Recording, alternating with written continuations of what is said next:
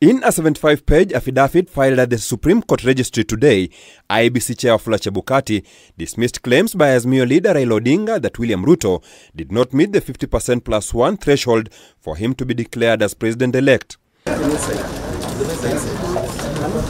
He adds that the results as declared on August 15th were based on a tally of verified results from each polling station as recorded in various Forms 34A. Chebukati says, and I quote, "I am aware that observers and other independent agencies who conducted their own monitoring, review and tallies of the elections have affirmed that the election was free and fair."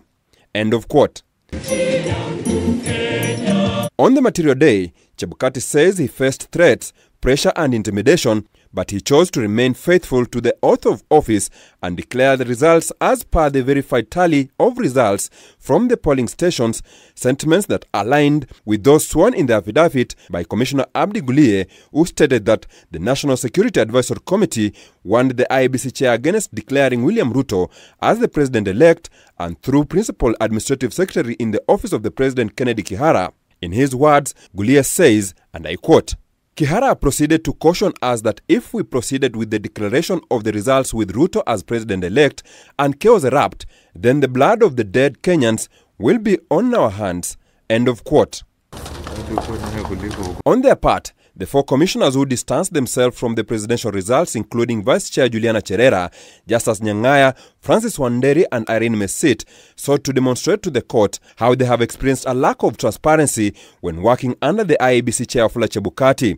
She has laid bare the inner workings of the commission and attempts to meet even the chairman through written communication, even requesting us, until yesterday, that the commission needs to meet to take a position on the petition.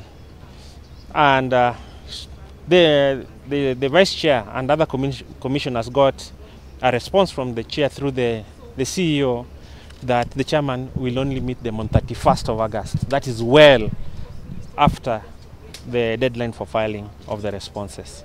Cherera says, and I quote, "Returning officers are permanent members of staff at IEBC who could only be transferred after 5 years, but Wafula Chebukati, in his departure from this transfer policy, transferred the arrows on 30th March 2022 without the approval of the commission." End of quote. The commission are standing their grounds that they do not agree with the results as announced by Chebukati.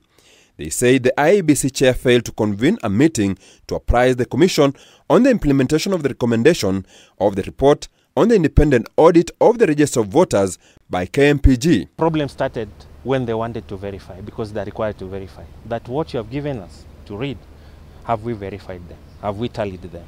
And I believe all of you are there at the National Tallying Center. You saw the screen stopped at 3 million when only 3 million votes had stopped. They faulted Chebukati for failing to complete the recruitment of the Director of Voter Registration and Director of Elections. With the phase of filing submissions and responses now closed, all eyes are on the 7-judge bench of the Apex Court, who will be determining who among them is speaking the truth that will determine their final decision.